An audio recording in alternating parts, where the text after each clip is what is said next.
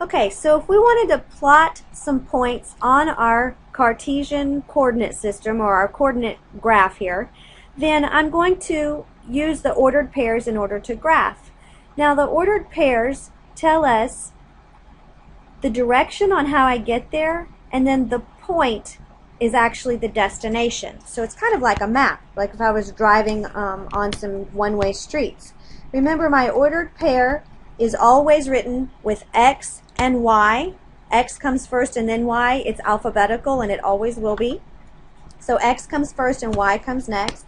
And if I wanted to plot the point -5, 0, the -5 is going to move in the X direction first. So I come to the X axis, I move -5, so I'm going to go to the left. 1, 2, 3, 4, 5 places to the left. And then the 0, which is the next number in my ordered pair, tells me that I'm going to go in the Y direction 0 places. So I'm going to stay there. So I'm going to label this with an M. The next letter that I'm going to plot is the ordered pair 3/2, -2. Now my coordinate system or my graph is not labeled really with halves. I can convert 3/2 either in my head or I can convert it on the calculator to be 1.5 and then -2. So I'm really going to plot the point 1.5, -2. So the 1.5 tells me to move in the X direction first because it's the first number in my ordered pair. So I'm going to move over 1.5, and the -2 tells me to move down 2 points down. So I put a point there. That's my destination. That's where I have arrived. I'm going to label that A. Okay, so let's plot T. T has the ordered pair 2, 3. So I'm going to move in the X direction 2 and the Y direction 3. So I start at 0, always start at the origin. I'm going to move over in the right direction 1, 2, and I'm going to move up positive 1, 2, 3 places, and I'm going to label my point or my destination to be T. The last point I want to show you is letter H. This one again is represented by fractions. And I'm going to, in my head, know that -3/2 is really -1.5. And -9/2 is really -4.5. So I can do that in my head or I can do it on a calculator. And I know that I'm going to move -1.5 in the X direction and then down -4.5 in the Y direction. So I have to go X first, so I'm going to move starting at 0. I go to the left 1.5, and this time I'm going to go down 1, 2, 3, 4.5. I almost went too far. Okay, so let's make that green to be consistent. So this is letter H. Alright, so I have now M-A-T-H plotted on our system. Now I put a little box over here just to remind you that the order in which the numbers appear makes a difference. I have to go X first and then Y. I always move X and then Y. Okay, so let's practice that. Down here we're doing something a little different. We're kind of doing the opposite.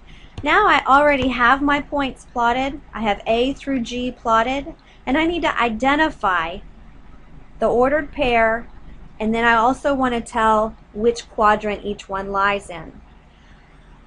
So if I look at the letter A, I'm going to move in the X direction first. So the letter A, I'm going to go to the left 1, 2, 3, 4, and I have to move down. That would be 1. So the letter A moved to the left 4, which was negative, and down 1, which is negative. So my ordered pair is -4, -1. Now let's see where this falls. Remember that the first quadrant up here in the top right hand side is quadrant 1. This moving counterclockwise, we have quadrant 2, quadrant 3, and last quadrant 4. Okay? So we start here at the top right-hand side and we move counterclockwise. Letter A falls in quadrant 3, so that's what I'm going to label this. Now let's look at B. Moving in the X direction first, I have to move over 1, 2, 3 places to the right, so that's positive. And I move 1, 2, 3, 4 places up, so that's positive.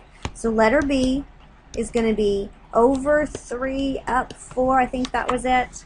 And I can see here that this is in quadrant 1. All right, let's do letter C.